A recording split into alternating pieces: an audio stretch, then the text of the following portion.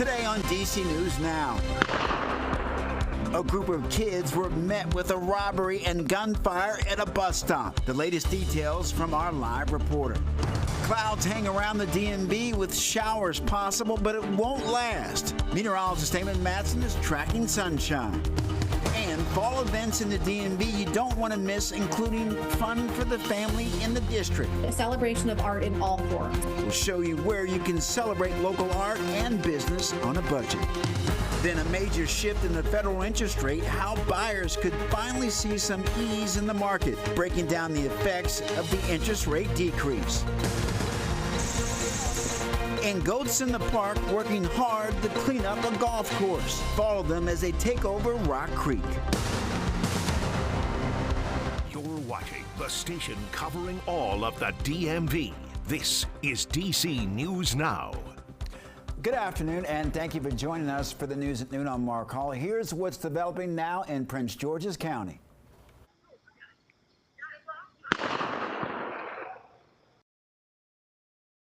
County are searching for suspects who robbed students at gunpoint at a bus stop this morning.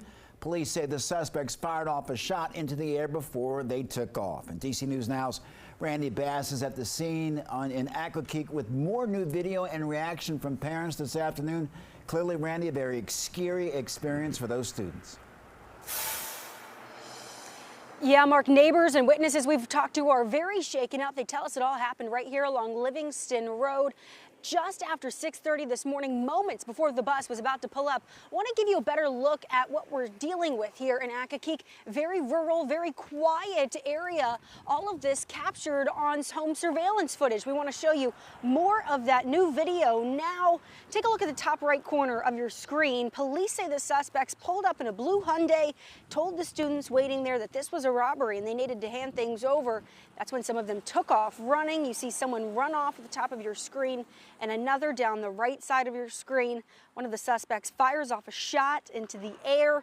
No one was hurt, but witnesses say the suspects took off with a pair of expensive sneakers that belonged to one of the boys at the bus stop. One parent's 14-year-old son was waiting at the stop when this all happened. He got away from the scene safely. He's at home now, shaken up after what happened. She told us that she's warned her son before to keep his head on a swivel. Very shaken up, like heart racing, like he had to jump a fence and all, like it's just a lot. I'm always telling him, stay ready, have everything ready, be aware of your surroundings and stuff like that. So I think that's what his instinct kicked in pretty quickly. Just pay attention because you never know, you know. So it kind of like paid off today. It paid off. Her son is at home, physically okay, but emotionally rattled. Back to the police investigation, though, they're still actively searching for suspects in this armed robbery and shots fired case here in Accokeek. Witnesses do tell us that the suspects appeared to also be teenagers. Anybody with any information at all is urged to get in touch with Prince George's County Police. In Accokeek, I'm Randy Bass, DC News Now. All right, Randy, thank you. Meteorologist Damon Matson joins us now with a check on the forecast. Damon, much drier today, and the clouds are starting to break up. Yeah, definitely, Mark. We're seeing improvement overall, you could say, on this Thursday. The coastal storm system that's been impacting us throughout the entire week is finally starting to lose its grip on the DMV. Here's the radar loop, folks. Not as much happening. Yesterday was by far the soggiest day of the week, but now we only have a couple of areas of very light drizzle, spotty showers popping up across portions of Virginia, even the mountains in western Maryland. But that is it. We are not expecting to see much more rainfall than that as we move forward here. And then when we flip over to the satellite picture, well, the clouds were the one thing that we expected to linger a little bit. And here in some of the lighter blues and white, you can see that cloud deck hanging on more so to the west toward I-81 and western Maryland, but closer to DC and points eastward.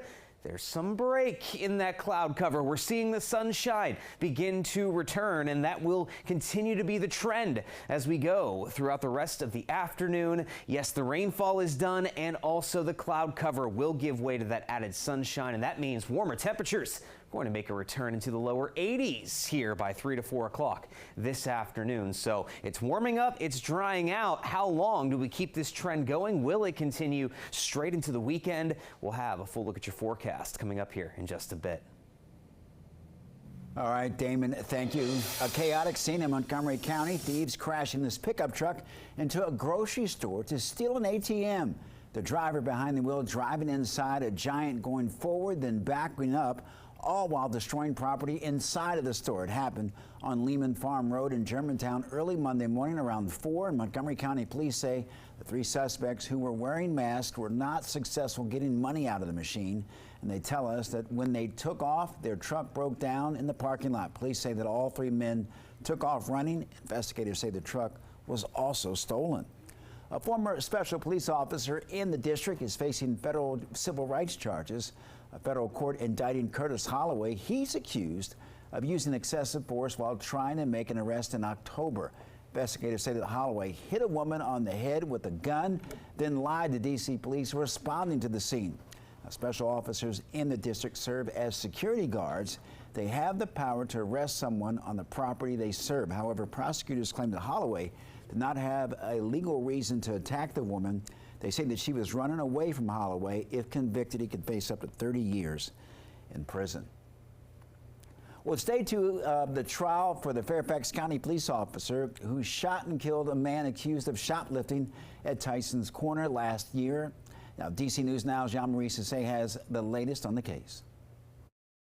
Yeah, testimonies definitely continue today in the deadly shooting of 37-year-old Timothy Johnson. Now, yesterday was opening statements, and the defense claims that that officer involved only had seconds to determine whether or not to fire in that situation, despite Johnson being unarmed. Now, this all took place back in February 2023, and Johnson was actually at Tyson's Corner Mall, and police say they received reports of him stealing sunglasses. As he was exiting the store, an alarm went off, and he started running. And that's when officers followed. Now, former Fairfax County Sergeant Wesley Shiflett was one of the people chasing him, and body cam footage shows Johnson ran into the woods and Shiflett followed, and the defense says Johnson was told to get on the ground. Johnson fell, then reached for his waistband, and assuming he was reaching for a weapon, Shiflett shot him twice. Now, the defense says it was the craziest moment of the officer's life, and one of those bullets actually hit Johnson in the chest, eventually killing him. Now, later investigators discovered there was no weapon near him, but they did find sunglasses on the scene. Now, Shiflett is facing involuntary manslaughter charges, and the defense and prosecutors will continue to testify and speak on these testimonies during court today. For now, reporting in Fairfax County, Virginia, I'm Jean-Marie Sissé, DC News Now. Jean-Marie, thank you. In Virginia, some Fairfax County roads could soon see speed limits lowered to less than 25 miles per hour. County officials considering the move following a law that went into effect in July, allowing local authorities to reduce those limits. Well, the speed limit can be reduced to less than 25 miles an hour, but no less than 15 miles per hour. Back in 2021, Virginia's General Assembly passed a bill allowing local governments to reduce speed limits. But VDOT said the legislation did not apply to state highway systems, which is most roads in Fairfax County. The new bill then went into effect this July. It now allows Fairfax County to change the speed limit on some of those roads. And county officials are looking into considering equity when prioritizing roads. The change is impacting existing programs like speed cameras. VDOT guidance and requirements and input from other county departments like Fairfax County Police. And officials will discuss the speed limits again on October 29th. A United Nations official calling for an investigation into 2 mass explosions in Lebanon this week. In an attack yesterday, walkie-talkie devices exploded in parts of Lebanon and Beirut. This comes just one day after pagers used by members of the Iran-backed Hezbollah group. Nearly 24 people were killed and hundreds more injured across 2 attacks, including civilians. While Israel officials have not claimed responsibility for the attacks, the defense minister told troops yesterday, quote, that we are at the start of a new phase in the war. Meantime, some are criticizing the use of an attack that puts civilians at risk. A student group is suing the University of Maryland. They say the school impeded on their First Amendment rights. They planned a vigil for October 7th, and that's the 1-year anniversary of the Hamas attack on Israel. But the school shut it down. DC News Now's Daniel Hamburg has reaction from students in College Park.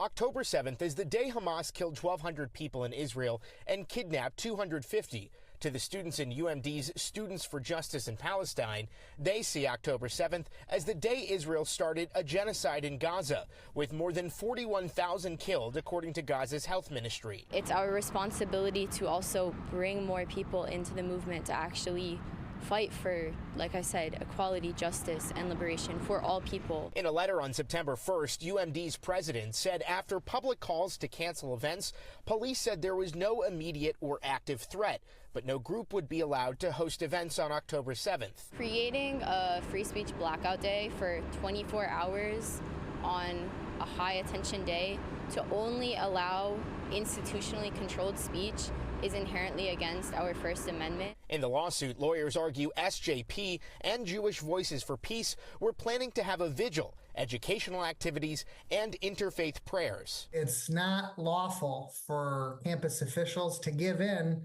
to pressure groups that don't like what UMD SJP has to say. Some Jewish students say the planned event is insensitive and agree with the university's decision. The university is not providing anyone else with the platform to, like specifically the Jewish community, to do anything on McKeldin Mall. It's just going to be a day that's kind of equal for everyone on both sides.